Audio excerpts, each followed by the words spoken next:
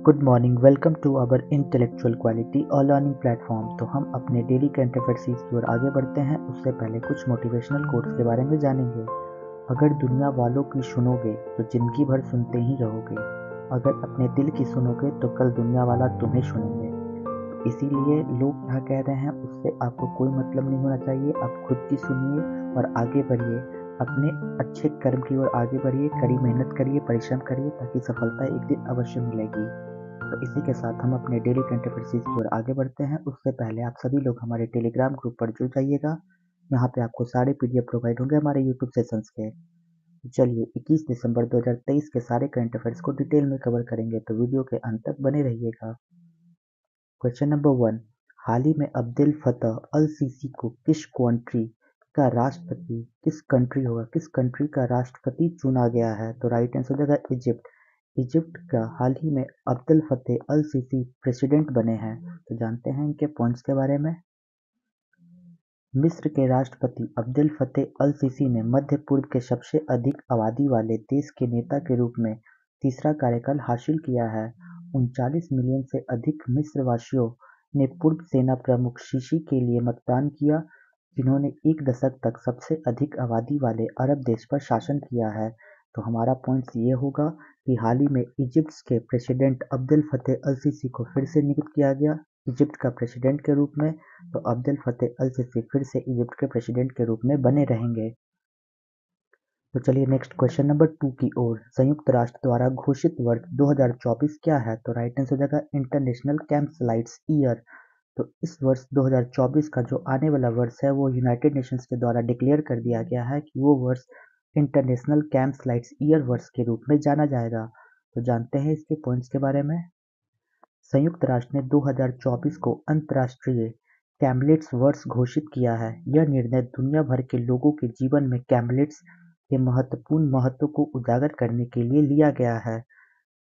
खाद्य और कृषि संगठन की आधिकारिक वेबसाइट के अनुसार ऊँट 90 से अधिक देशों में लाखों घरों के जीवन को प्रभावित करते हैं। तो इसी के लिए यूनाइटेड नेशन ने कदम उठाया है कि 2024 का जो वर्ष होने वाला है वो इंटरनेशनल ईयर ऑफ कैमलिड्स होने वाला है। कैमलिड्स का मतलब कैमल से रिलेटेड, यानी कि ऊँट से रिलेटेड। तो हम जानते हैं कि 2023 का कौन सा वर्ष रखा गया था यूनाइटेड नेशंस के द्वारा। तो संयुक्त राष्ट्र द्वारा वर्ष 2023 को अंतर्राष्ट्रीय बाजरा वर्ष घोषित किया था। तो international year of millets by the United Nations of year 2023 के लिए इंटरनेशनल ईयर ऑफ मिलेट्स के लिए घोषित किया गया था। क्वेश्चन नंबर 3 में चलेंगे। When is Goa liberation day observed every year? हर वर्ष गोवा मुक्ति दिवस कब मनाया जाता है? तो राइट आंसर हो जाएगा 19 दिसंबर। 19 दिसंबर को गोवा लिबरेशन डे सेलिब्रेट करते हैं। तो जानते हैं इसके पॉइंट्स के बारे में। गोवा मुक्ति दिवस वर्ष 1961 में पुर्तगाली शासन से राज्य की मुक्ति के उपलक्ष्य में मनाया जाता है। गोवा में मुक्ति दिवस एक ऐतिहासिक घटना है जो लचीलेपन और स्वतंत्रता की प्रतिध्वनि है। यह जश्न मनाने और याद करने का क्षण है कि कैसे गोवा के लोग स्वतंत्रता और सद्भाव के लिए एकजुट हुए। 1961 में आज ही के दिन लगभग 19 दिसंबर के दिन भारतीय सेना ने गोवा पर कब्जा कर लिया था, जो लगभग 451 वर्षों तक पुर्तगाली शासन के अधीन रहा था। गोवा भी कुछ हद तक 19वीं शताब्दी के भारतीय स्वतंत्रता आंदोलन से प्रभावित था, हालांकि महत्वपूर्ण रूप से नहीं। तो हमारा पॉइंट ये है कि गोवा लिबरेशन डे कब सेलिब्रेट करते हैं? तो हर वर्ष 19 दिसंबर को सेलिब्रेट करते हैं। लगभग पोर्तुगीज का जो शासक था वो लगभग 451 सालों तक गोवा पे उन्होंने राज किए, और हमारे देश आज़ाद होने के बाद भी गोवा पे पुर्तगीज का शासन था। तो 1961 में इसे पूर्ण तरीके से गोवा से मुक्ति मिली, और गोवा लिबरेशन डे 19 दिसंबर को सेलिब्रेट करते हैं। क्वेश्चन नंबर 4, राज्यसभा में सांसदों को किस नियम के तहत निलंबित किया जाता है? तो राइट आंसर हो जाएगा रूल 255। रूल 255 के अकॉर्डिंग राज्यसभा के एमपी को सस्पेंड किया जाता है। तो जानते हैं इसके पॉइंट्स के बारे में। संसद के शेष शीतकालीन सत्र से 49 और विपक्षी सांसदों को लोकसभा से निलंबित कर दिया गया। 14 दिसंबर से कुल 141 विपक्षी सांसदों, जिसमें लोकसभा में 95 और राज्यसभा में 46 को कथित तौर पर कार्यवाही में बाधा डालने के लिए निलंबित कर दिया गया।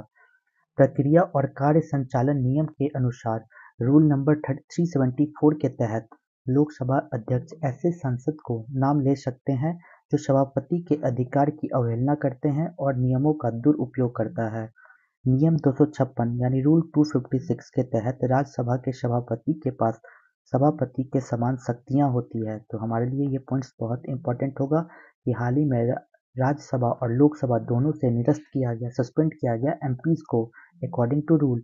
राज्यसभा से अगर सस्पेंड करना हो तो रूल 374 का यूज करेंगे, और लोकसभा से सस्पेंड करना होगा तो रूल 374, और राज्यसभा से सस्पेंड करना होगा तो रूल 255। ये पॉइंट्स हमें याद रखना होगा। क्वेश्चन नंबर 5, हाल ही में आनंद विवाह अधिनियम कहाँ लागू किया गया? तो right answer Jammu and Kashmir. Jammu and Kashmir में आनंद विवाह एक्ट को लागू किया। तो जानते हैं इसके पॉइंट्स के बारे में। जम्मू कश्मीर प्रशासन ने आनंद विवाह अधिनियम लागू करके सिख समुदायों की लंबी समय से चली आ रही मांग को पूरा करने की दिशा में एक महत्वपूर्ण कदम उठाया गया। यह अधिनियम सिख विवाह अनुष्ठानों को वैधानिक मान्यता प्रदान करता है, जिससे सिख जोड़ों को हिंदू विवाह अधिनियम के बजाय विशिष्ट नियमों के तहत अपनी शादी पंजीकृत करने की अनुमति मिलती है। जम्मू कश्मीर प्रशासन ने आनंद विवाह अधिनियम के तहत विवाह के पंजीकरण के लिए विस्तृत नियम तैयार किए हैं। तो ये पॉइंट्स याद रखना होगा कि हाल ही में जम्मू एंड कश्मीर एडमिनिस्ट्रेशन के द्वारा हाल ही में एक इम्पॉर्टेंट स्टेप को लिया गया है, जिसका नाम है आनंद विवाह एक्ट। तो ये पॉइंट्स किसके लिए है? तो उन सिख कम्युनिटी के लिए है जो आनंद विवाह एक्ट के लिए पारित कर रहे थे, मांग कर रहे थे। उनको सफलतापूर्वक इसे मिल गया है और ये सफलतापूर्वक पारित हो गई है। कहाँ पे? तो जम्मू एंड कश्मीर में। क्वेश्चन नंबर 6 की ओर, हाल ही में चर्चित गेल्फू स्मार्ट सिटी प्रोजेक्ट किससे संबंधित है? तो राइट आंसर देगा भूटान से। Recently discussed Gelephu smart city project is related to Bhutan. तो जानते हैं इसके पॉइंट्स के बारे में। भूटानी राजा जिग्मे खेसर नामग्याल वांगचुक ने अपनी महत्वाकांक्षा गेल्फू स्मार्ट सिटी परियोजना की घोषणा की है, जो असम की सीमा पर 1000 वर्ग किलोमीटर में फैली एक विशाल अंतर्राष्ट्रीय शहर योजना है। राजा जिग्मे वांगचुक ने गेल्फू परियोजना की स्थापना भारत के उत्तर-पूर्वी राज्यों के माध्यम से दक्षिण एशिया को दक्षिण-पूर्व एशिया से जोड़ने वाले आर्थिक गलियारों के रूप में की है। यह घोषणा संयुक्त राष्ट्र द्वारा भूटान को अल्प विकसित देश की श्रेणी से हटाए जाने के ठीक 4 दिन बाद की गई थी। गेल्फू को भूटान का दूसरा अंतर्राष्ट्रीय हवाई अड्डा बनाने के अलावा योजनाओं में शून्य उत्सर्जन उद्योग और एक माइंडफुलनेस सिटी शामिल है, जो पर्यटन और कल्याण में भूटान की ताकत का लाभ उठाता है।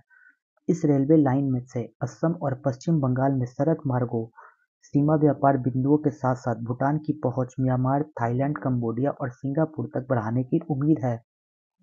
तो ये पॉइंट याद रखिएगा कि हाल ही में गेल्फू स्मार्ट सिटी प्रोजेक्ट किससे रिलेटेड है? तो भूटान से रिलेटेड है, जो इंडिया के साथ साझा किया गया है।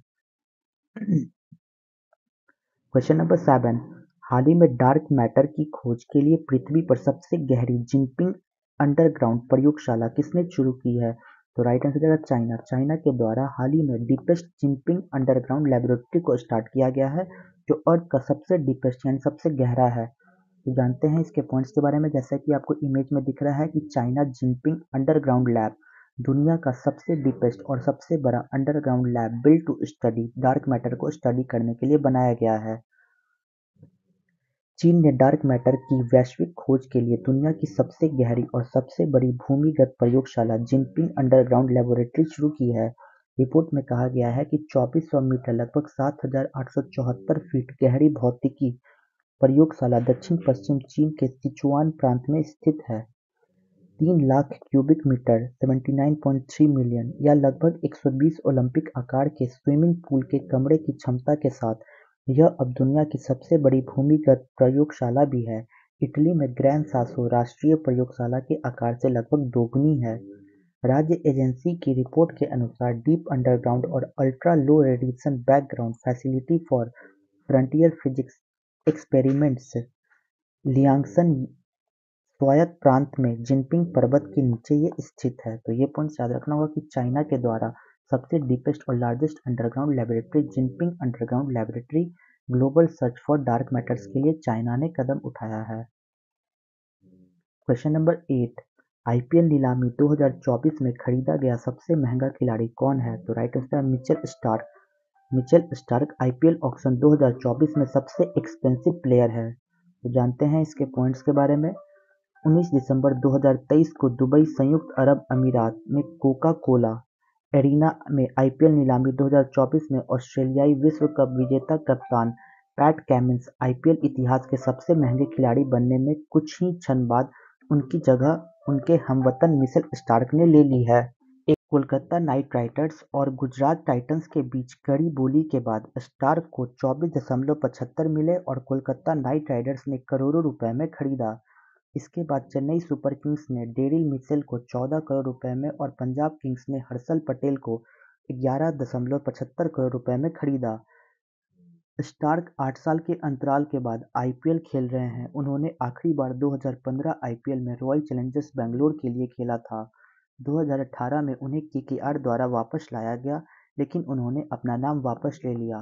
तो हमारे लिए ये इम्पोर्टेंट पॉइंट्स होगा कि हाल ही में मिचेल स्टार्क सबसे ज़्यादा पैसों में खरीदने वाले खिलाड़ी बन गए हैं। 2024 के आईपीएल ऑक्शन में मिचेल स्टार्क सबसे महंगे खिलाड़ी बन गए हैं। क्वेश्चन नंबर 9 में खेलो इंडिया गेम्स 2023 कहाँ आयोजित किया जाएगा? तो राइट आंसर होगा तमिलनाडु। तमिलनाडु में खेलो इंडिया गेम्स 2023 का आयोजन होगा। तो जानते हैं इसके पॉइंट्स के बारे में। खेलो इंडिया गेम्स अगले महीने 19 से 31 जनवरी 2024 तक तमिलनाडु में आयोजित किए जाएंगे। राज्य सरकार के मुताबिक इन खेलों का आयोजन राजधानी चेन्नई, कोयम्बटूर, मदुरई और त्रिची में किया जाएगा। इन खेलों में 5,500 से अधिक खिलाड़ियों और 1600 से अधिक प्रशिक्षकों को भाग लेने की संभावनाएं हैं। खेलो इंडिया गेम्स में 27 तरह की प्रतियोगिताएं होगी, जिसमें 1,000 से ज़्यादा रेफरी और 1200 वॉलंटियर्स हिस्सा लेंगे। पहली बार स्क्वैश को खेलो इंडिया गेम्स में शामिल किया गया है। इंडिया यूथ गेम्स 2022 का आयोजन फरवरी 2023 में मध्य प्रदेश में किया गया था। खेलो इंडिया यूथ गेम्स 2022 में महाराष्ट्र 56 स्वर्ण सहित कुल 161 पदक हासिल कर चैंपियन बना और दूसरे स्थान पर हरियाणा और तीसरे स्थान पर मध्य प्रदेश। तो हमारे लिए ये पॉइंट्स इंपॉर्टेंट हो जाएगा कि खेलो इंडिया गेम्स हाल ही में तमिलनाडु में इसका आयोजन होने वाला है, जो 19 जनवरी से लेकर 31 जनवरी 2024 तक इसका आयोजन होगा तमिलनाडु में। चलिए डेली करंट अफेयर सीरीज का लास्ट क्वेश्चन, क्वेश्चन नंबर 10 की ओर। हाल ही में भारतीय सशस्त्र बलों को गोल्डन आउल से किससे ने सम्मानित किया है? तो राइट आंसर श्रीलंका के द्वारा सम्मानित किया गया इंडियन आर्म्ड फोर्स को गोल्डन आउल के अवार्ड से। श्रीलंका में defence services command and staff college में प्रतिष्ठित कमांड और स्टाफ कोर्स कर रहे भारतीय सशस्त्र बलों के 3 अधिकारियों को उनके उत्कृष्ट प्रदर्शन के लिए प्रतिष्ठित गोल्डन आउल पुरस्कार से सम्मानित किया गया। विंग कमांडर सुमित महाजन, मेजर रोहित और लेफ्टिनेंट कमांडर सनी शर्मा ने क्रमशः वायु सेना, सेना और नौसेना विंग का प्रतिनिधित्व करते हुए विदेशी छात्र अधिकारियों के बीच शीर्ष स्थान हासिल करके अद्वितीय उत्कृष्टता प्रदर्शन की। श्रीलंका के राष्ट्रपति रानिल विक्रमसिंघे द्वारा प्रदान किया गया यह पुरस्कार विश्लेषणात्मक कौशल, रणनीतिक सोच और भविष्य के नेतृत्व के लिए उनकी क्षमता में उनकी असाधारण उपलब्धियों को मान्यता देता है। तो ये पॉइंट्स याद रखिएगा कि हाल ही में हमारे इंडियन आर्म्ड फोर्स को श्रीलंका के द्वारा गोल्डन आउल अवार्ड से सम्मानित किया गया। तो चलते हैं रिवीजन बैच की ओर। 20 दिसंबर 2023 के सारे करंट अफेयर्स को रिवीजन मोड में कवर करेंगे। क्वेश्चन नंबर 1, वायु सेना द्वारा अभ्यास अस्त्र शक्ति 2023 का आयोजन आंध्र प्रदेश राज्य के द्वारा किया गया। Question number 2, logistic index chart 2023 में कितने राज्य को अचीवर्स के रूप में शामिल किया गया? तो 13 राज्यों को। क्वेश्चन नंबर 3, विश्व बैंक की प्रवासना और विकास रिपोर्ट के अनुसार वर्ष 2023 में भारत सबसे अधिक धन प्राप्त करने वाला प्रवासियों से धन प्राप्त करने वाला सबसे ज़्यादा धन प्राप्त करने वाला कंट्री कौन बन गया है? तो इंडिया बन गया है। क्वेश्चन नंबर 4, हाल ही में स्वर वेद महामंदिर का उद्घाटन कहाँ किया गया? तो वाराणसी में। Question number 5, under 19 Asia cup 2023 की विजेता टीम कौन सी है? तो बांग्लादेश। क्वेश्चन नंबर 6, हाल ही में पुरुष वर्ग में आईटीएफ वर्ल्ड चैंपियन अवार्ड 2023 किसे मिला है? तो नोवाक जोकोविक और आर्याना सबलेंका को। क्वेश्चन नंबर 7, हाल ही में अंतर्राष्ट्रीय प्रवासी दिवस 2023 कब मनाया गया? तो राइट आंसर जगह 18 दिसंबर को। क्वेश्चन नंबर 8, हाल ही में रोम स्थित यूनिड्रॉइड की गवर्निंग काउंसिल में चुनी जाने वाली पहली भारतीय महिला उमा शेखर जी बनी हैं।